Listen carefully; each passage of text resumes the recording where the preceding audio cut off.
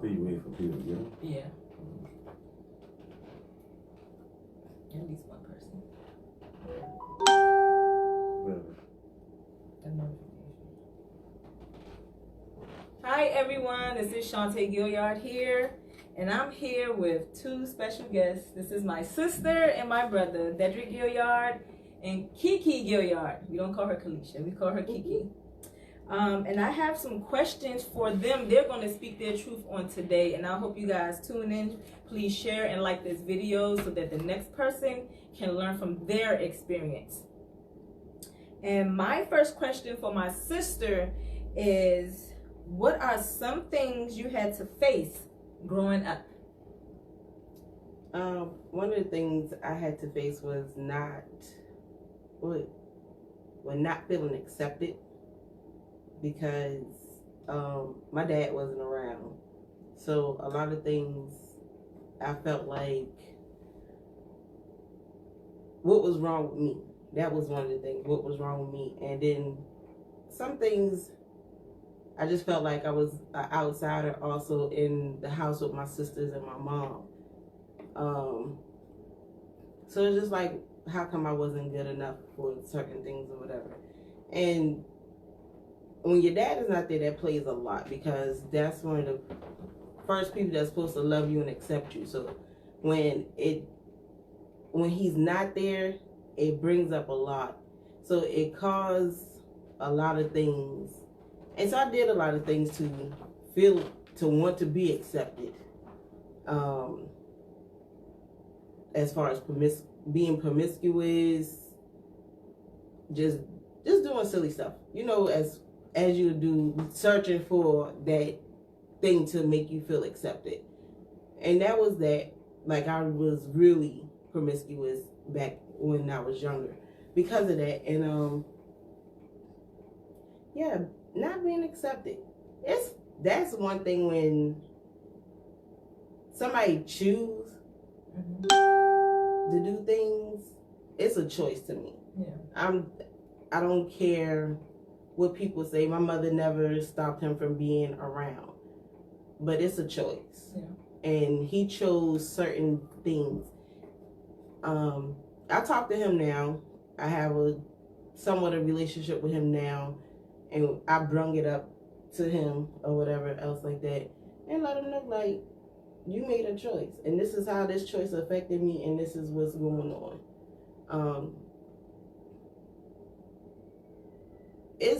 It's hard when you don't feel accepted by your family. Yeah. It's hard, and when you feel like you're different, and you don't know what to do with that difference.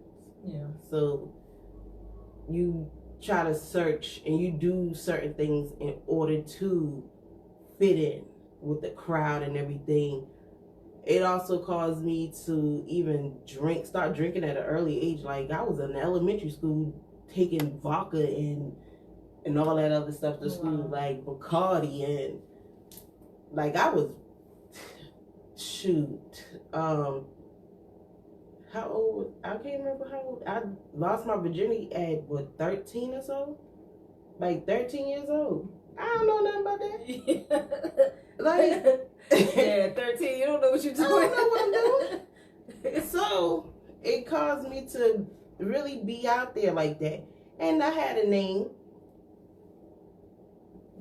It comes with the territory when you do certain things or whatever else like that. But I was okay. Like, if I wanted to, I'm gonna do it. If I didn't, I wasn't. Yeah. So that's what happened. Like, basically, but that what comes with not being accepted, not loving yourself. Yeah. Basically, it hits your self-esteem. Yeah. So that's one of the things, and I didn't get over that till I was like 32 years old. Yeah. I truly didn't get over that until I was like 32 to really love me. And then even with the help of my husband, I'm so grateful and I'm so thankful for him, because I met him when I was 15 years old, and he was just different from everybody else. I could tell him stuff, I never heard it. Yeah. I never heard it. Even before we started dating, and I could talk to him just like, be me, be open, be raw with him. And that allowed me to seriously really heal, especially And also the Lord being in Christ, it helped me to seriously heal and love me for who I am, because he showed me a different type of love than anybody else did. All them other dudes, even though I was looking for it there, it was, they wanted one thing. Yeah. And I knew they wanted one thing. And if I wanted to give them that one thing, I did. And if I didn't, I didn't. So, but with his help, the Lord's help, and everything, it helped me to heal in that part, to really accept who I am. Because that's something hard. Like, when it plays on you, not being accepted, plays on your self-esteem, it sends you through a depression, all of that. It just plays, seriously, it deeply plays on that. So that was one of the challenges I had to go through, was not feeling accepted. And that's good, because you know, when you don't have a dad in your life, you know, that's supposed to be, like she said, the first person that you trust, the first person that you honor. And when you don't feel accepted, you just like, okay, woe is me, I'm just gonna do whatever I'm gonna do. So we thank God for, you know, God, you know, healing you and delivering you, and you begin to love yourself. Because one thing about, you know, low self-esteem, it can take you through all kinds of things. You know, some people turn to drugs and never get out. Some people, you know, they drink and never stop drinking. So we just thank God for God healing you and refreshing and renewing your mind. You know, we thank God for that. And our next question is for her hubby, of how many years? 80. How many years? How many years you guys have been married? 15 years, guys. That's awesome. That's a blessing to see. And I don't have anything against our Caucasian brothers and sisters, but to see our black brother and sister to have a marriage over 15 years, that is truly, truly awesome. Because, you know, stereotypical is black families don't last, but they are proving everybody wrong, and it can happen. So we're going to go to our next question. And for my brother, as a black man, what are some of the hardest things you had to face? Well, I guess what I wanted to say is kind of black and white, kind of, you know what I mean, go through it, but it's like growing up in a home with just my mom. I think that's a lot of things. A lot of us black men face that, so we kind of go to the streets to kind of find what's the direction of what we need to be doing, and that's what I did. I went to the streets to try to find direction, how to do things, and a lot of times I end up doing a lot of stuff that ain't right. A lot of people I hurt doing that process, just trying to learn how to be a man. And your mom, I don't care. I mean, your mom can do as much as she can, but she can't. You need a man to teach you how to be a man. But a lot of stuff I learned of being a man is through the Word of God. Some people might don't agree, but this is my truth. That's right. And that's what taught me, because my mother couldn't teach me everything. You know what I'm saying? She taught me how to, you know what I mean, take care of myself. If I didn't never find no wife, just been single, I know she taught us how to cook, how to clean, and all that stuff. So I could have take care of myself if need be, but, you know, just doing stuff as a man, like how you actually supposed to treat your kids as a man, how you supposed to provide as a man.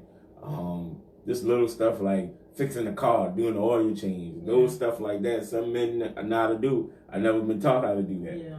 I don't know how to change the oil. I mean, some people can explain it, but I ain't been taught none of that. Some of the stuff I learned just from being around friends, and they fiddling around with their cars or something like that. But as far as like just having that that father figure, even in sports, I you know what I mean, I learned how to play football and stuff like that, just playing with my friends in the street. I ain't had no dad. Me and him be in the front lawn throwing football back and forth. You know what I'm saying? And where I grew up at, all us, you know, kind of grew up without a dad, so it's like we was teaching each other. And say, when I got a little older, I made a lot of mistakes. I did a lot of things that that ain't right. You know what I mean? Selling drugs and carrying guns and all that kind of stuff. But through those, that teach me what not to do, so I can show my boys, hey, this ain't the route to go. I've been there, done that.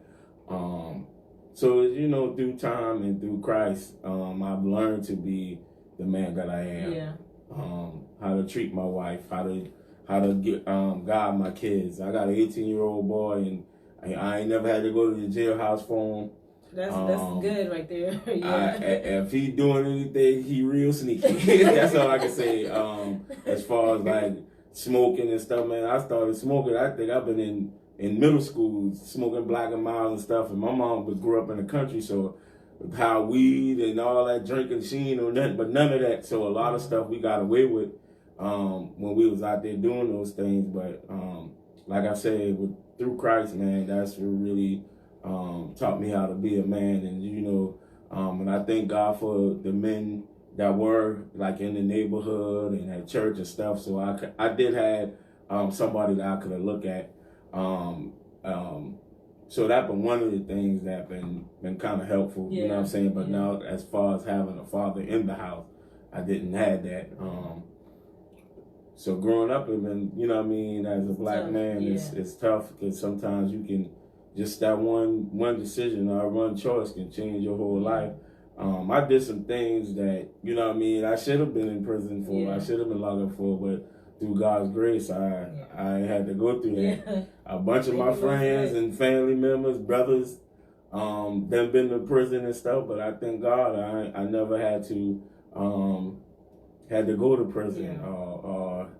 I've been in jail, but it's been just for overnight, and that but excuses. That one night, said, oh no, this is not the life. He's gonna learn today. So I mean, like I say, man, I made some choices in my life that wasn't right, but through Christ, man, He really changed my life. And I just kind of on the subject, off the subject. You hear a lot of people now with the different religions and their different beliefs and stuff like that, and saying, well, there ain't no Jesus and Christ not real and stuff like that. But to me, He is real. That's right. Because of the experience that I had in my life, and what He have done for me. So He is truly real in my life. And for those who know me and know how I was, know it had to been some kind of miracle for me to be the man that I am now, because the path I was taking, I probably wouldn't be sitting there before you right now. But it's through God's grace and His mercy that I'm here. And I can be an example for other people. That's crazy when you coming up, man, you just some little wild dude. And just, you know, being this bad. And then you can turn around and be a good influence for other people, man. That's something awesome. So I just thank God, man. Even through the adversities I had as growing up as a black man without a father in the home, I came out all right. So, thank God. Thank God, and that's good, and that's what this show is about. You know, as a man or as a black man, you know, he can show other young men what not to do. You know, because a lot of our young men, they need mentors. But a lot of the older ones, they don't want to spend time with them. But I do know, my brother, I do know that he spent time with, you know, a lot of the young people. My son, I told my son to go to him all the time when he has to, you know, talk with him. But I just thank God for the both of you guys, because God has really, truly put two bombshells together, you know what I'm saying? So I just thank God for it. And our next question is basically for the both of them. And they're going to tell you about one challenge that they went through in their marriage. And they're going to speak their truth. So, name one challenge that you got through in your marriage. Because it's all about what I've gone through and how I can help the next person out. Because we don't know who's struggling with their marriage at this point. And you too can make it to 15, 20, 25, 35 years. So, we're going to hear from them with a one challenge. I mean, it could be a different. It could be different, or it could be the same. One of the biggest challenges we had was two different backgrounds coming together to different cultures. Yes. to be one. Like I grew up, my mom kind of did everything for us. You know what I'm saying? ain't been doing that. So like cleaning and stuff, we'd do a little something here and there, but like even as we've been big teenagers, my mom still washing dishes. She did. She ain't gonna make y'all wash the No, not like that. And No. we'd do it. You know what I mean? But that's how my brother. Yeah, my mama did a whole lot for us. You know what I mean? I iron clothes and wash my clothes and stuff when I got a certain age, but Clean the house, she did. like clean the house and stuff like that. My mom kind of did all that, and so it was different when you got two, because her mom, she made they had to make sure they had chores and stuff like that. Yes, we did. We ain't had no chores. So oh Lord. so it was two different backgrounds coming together. That's a challenge in your marriage. It is. Very much so. And just like I was saying earlier, with me not growing up with my father in the house, so I had to learn, you know what I'm saying, what a husband do, and making sure the bills get paid, and you know what I mean, just those stuff that a man supposed to do. I kind of learned as we was going in our marriage. It doesn't come with a booklet. No, it doesn't. Things you gotta. Because we like, you know what I mean, in our marriage, we already had a child before we got married. All those are different challenges that we had to face. I was type, you know what I mean, we got married, I think I was 22, 21. Before we got married, man, I used to like to hang out, be the club, and, hang with my fellas and stuff like that. So that was a great challenge, and time kind of matured us to really know how to handle each other as a married person. We've been together when we've been in high school, but y'all old, man. when you marry somebody, like you can be boyfriend, girlfriend for 5, 6, 7, 8, 9, 10 years. But it seems like when you get married, it's totally different. Who did I marry? Yeah, so things change. Yeah, so you gotta, you know what I mean, you gotta learn through that process of not just being boyfriend and girlfriend, but now you're one. We one. We married. Living together, putting up with stuff. So any other time you get an argument, shoot, I going back to my mama's house, so you can go to your mama's house. Yeah. But now we're in an argument. We got to face we gotta face right there like that. Exactly. Getting on my nerves. And then you just learn how to deal with different stuff. So I guess that's my part. I don't know. As far as yeah, that was a tough thing because my mother made us do certain things. So my house expectation, I want stuff done, and everybody gonna pitch in.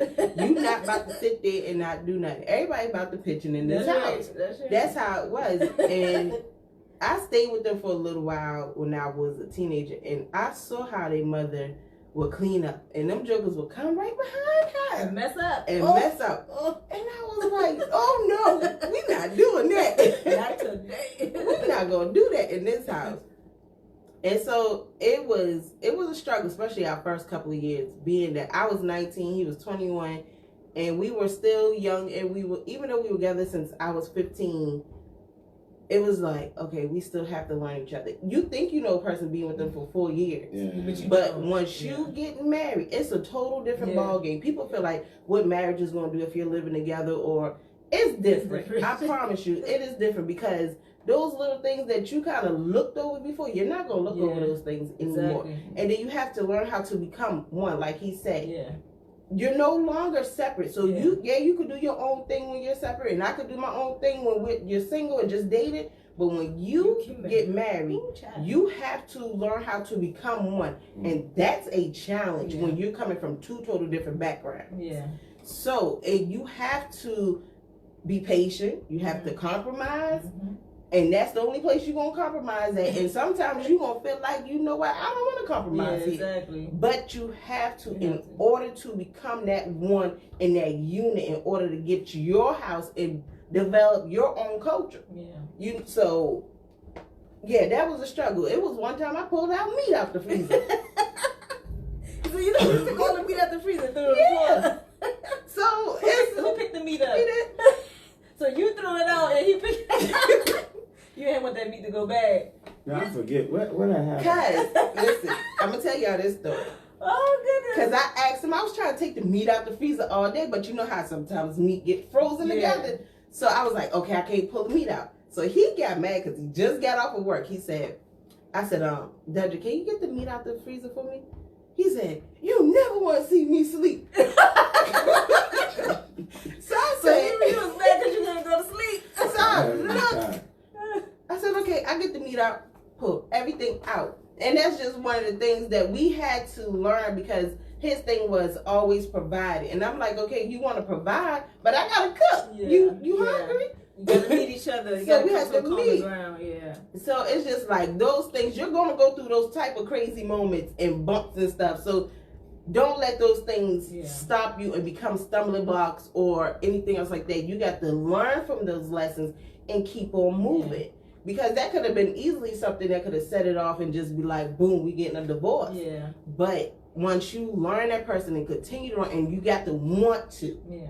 Also, and then you can't be in that ring by yourself. That's right. Both parties have to exactly. Have to want it. You can't be in that ring by yourself. So just learning, because my mother was a single mother, just like he was raised. Our mom was single. We didn't have them, so I had our grandparents to know how to do certain things as a wife. So, but we didn't have that in the home as a figure, you know. So I had to learn some things. I had to learn that I just can't be flying off the handle and everything else like that. I can't. I had to learn all that. And it was just through seeing other people in their marriage and everything else like that that taught me how to be a wife to him and just being patient. Because sometimes when we want something, we want it there. Right then and there. Right then and there. So I had to learn how to be patient with and just grow with them. Yeah. And like everything I couldn't pick up and just be picking because those little things can cause a break something big and a rift in your marriage. Yeah. So it's just like you have to learn and want to grow with your spouse, and you can't allow your spouse to fight by themselves. You got to fight with them, and you can't fight against each other. That's right. That's one thing that I've learned about marriage. Fighting against each other is not going to help your marriage. Yeah. Fighting with one another as far as the enemy outside and the outsiders and everything, and keep people out your marriage. See, I could go on this marriage thing all day long. Keep people out your marriage. That's gonna be another topic right there. Yes. Keep people we gonna have the individuals. We gonna have the men talk about it. Then we gonna have the women talk about it. It's gonna be good. But that was just one of the things that I've learned as far as being married, and one of the challenges, learning patience and growing with him and not fighting against him, but fighting with him. And that I got to be in a ring and have his, like I said, I don't have my husband back. I got my husband's side. Because if he falls, then I'm there to pick him up. And if I fall, he there to pick me up. Because if I got your back, somebody could fall, and who's there to pick each other up? So that was one of the things. So that's good. That's good. You know, my sister, she teaches me a lot, even though, you know, I'm older. She's been married longer than me, and then it's been 15 years of marriage, right? 15 but years it's of been, marriage. 20 years of just being together. So, you know, you got to learn, you got to study each other. That's very important when you study one another, because it can be one very thing that can get on his or her nerve, and then if you don't know, you're going to keep doing it. Study each other and know each other and know each other's likes and dislikes. So we just thank God for, you know, for this beautiful couple. I thank God for them saying yes. They spoke their truth. I hope that this will help the next person. And we're going to talk about this marriage thing. Yes. Because I'm still learning. Marriage is just like the Bible. You can read scriptures and get a different revelation from the scriptures. Same thing in marriage.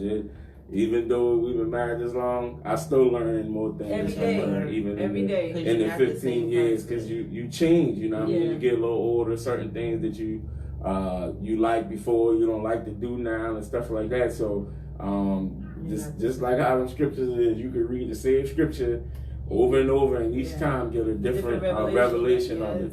Same thing with marriage, you know.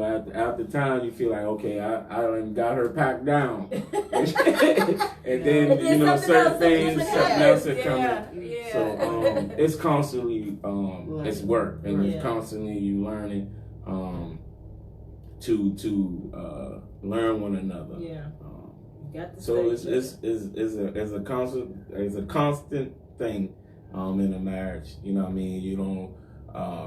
Sometimes when you married for a long time, you just put up with each other. You know what I'm saying? You become roommates. Yeah, exactly. so and that's not good. That's one of the things we always say that we gonna, you know what I mean, constantly just work on. You know what I mean? So it don't just seem like, oh, we've been here so long, so we just gonna do it regardless of what. Yeah. But constantly, you know what I mean, just growing constantly, you know, just continue to love each other each and every day. Our love continue to grow each and every day. You know what I'm saying? So those are things that are helping marriage. I'm gonna write a book, and I want everybody to buy my book. Support. You know, just the experience. You know what I mean? Yeah. As a young couple, I'm only 37. She's 35. 34. 34. I try to make. I give her. You better remember that age. Now you don't make me forget that. So we young, you know what I mean.